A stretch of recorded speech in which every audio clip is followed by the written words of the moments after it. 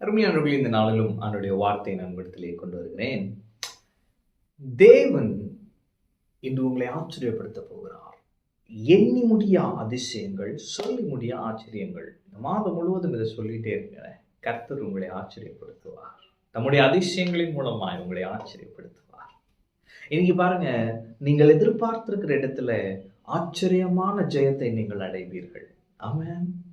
யோசுவா 10 பார்த்தீங்கன்னா, அங்கே கிபியோனியர் யோசுவாட்ட உதவி கேட்குறாங்க, எங்களுக்கு உதவி செய்யுங்கன்னு. அப்போ யோசுவா என்ன செய்கிறார்? 5 ராஜாக்களுக்கு விரோதமாய் போகிறார். அப்போ ஆண்டவர் அங்கே பேசுகிறார் பாருங்க. 10:8, யோசுவா 10:8, கர்த்தர் யோசுவாவை நோக்கி, அவர்களுக்கு பயப்படாயாக.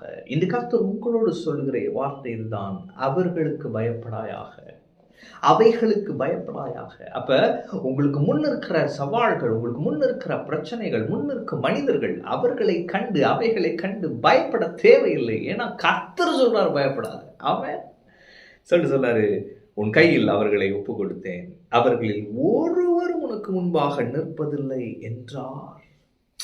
நீங்க ஆண்டவர் சொல்றாரு, உன் பிரச்சனை எல்லாவற்றையும் உன் கையில் ஒப்பு கொடுத்திருக்கிறேன், ஒருவரும் ஒரு பிரச்சனையும் உனக்கு முன்பாக எதிர்த்து நிற்பதில்லை. ஆமென்.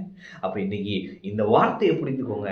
நான் பயப்பட மாட்டேன், கர்த்தரின் கூட இருக்கிறார், என் பிரச்சனைகளை என் கையில் ஒப்பு கொடுத்து விட்டார், ஒரு பிரச்சனையும் எனக்கு முன்பாக, ஒரு மனிதனும் எனக்கு முன்பாக எதிர்த்து நிற்பதில்லை. இந்த விசுவாசத்தோடு நீங்க எதிர்கொள்ளுங்க, நீங்க ஜெயிப்பீங்க. ஆமென்.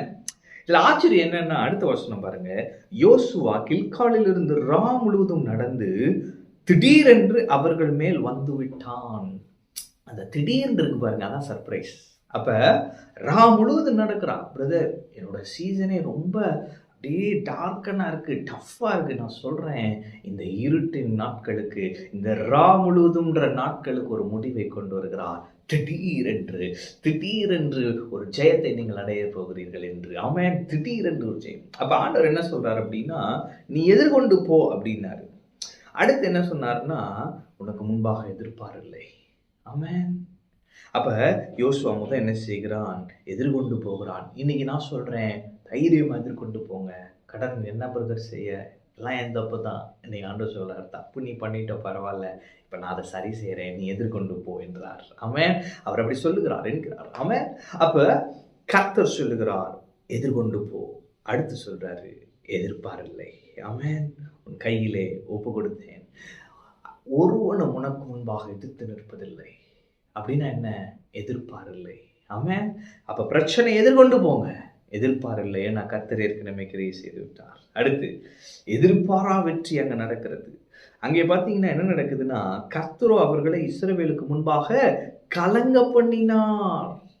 அப்ப என்ன பண்றான் அப்படின்னா, அங்க பார்த்தீங்கன்னா அவர்களை துரத்தி அசக்கா மட்டும் மக்கதா மட்டும் முறியடித்தார்கள்.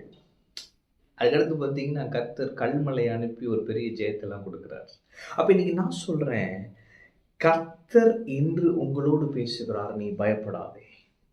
அடுத்து சொல்றாரு, உன் பிரச்சனையை எதிர்கொண்டு போ. அடுத்து சொல்றாரு, எதிர்க்க யாருமே இல்லையப்பா. அடுத்து சொல்றாரு, எதிர்பாரா வெற்றியை நீ அடைவாய். ஆமென். ஏன் அப்படின்னா, 14ஆம் வசனம் கடைசி போட்டிருக்கு, கர்த்தர் இஸ்ரவேலுக்காக யுத்தம் பண்ணினார். இன்று நான் சொல்லுகிறேன், கர்த்தர் உங்களுக்காக யுத்தம் பண்ணுகிறபடியால் ஆச்சரியமான ஜெயத்தை என்று அனுபவிப்பீர்கள். எதிர்பார்த்திராத ஜெயத்தை அனுபவிப்பீர்கள். எதிர்பார் இல்லை அருமையானவர்களே, தைரியமாய் முன்னேறுங்கள். எதிர்பாரா வெற்றி உங்களுக்காக இன்று காத்திருக்கிறது. ஆச்சரியமான ஜெயத்தை கர்த்தர் இன்று உங்களுக்கு செய்வார். இருட்டின் நாட்களுக்கு முடிவு வந்து விட்டது. திடீரென்று நீங்கள் ஜெயிப்பீர்கள். பிரதர், எதிர்பார்க்கவே இல்லை, திடீர்னு அற்புதம் நடந்துருச்சு. இதுதான் உங்க சாட்சியா இருக்க போகுது. கர்த்தர் செய்ய போகிறார். ஆமென். கர்த்தர் உங்களோடு இருக்கிறார். கர்த்தர் உங்களை ஆசீர்வதிப்பார்.